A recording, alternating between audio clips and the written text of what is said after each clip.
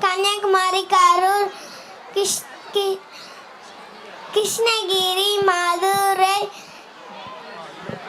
Mayiladuthurai, Nagapattinam, Namakkal, Nilgiri, Perambalur, Pudukkottai, Ramanathapuram, Ranipet, Salem, Sivaganga, Tenkasi, Thanjavur, Theni, Thoothukudi, Tiruchirappalli, Tirunelveli, Tirupattur, Tiruppur, Tiruvallur,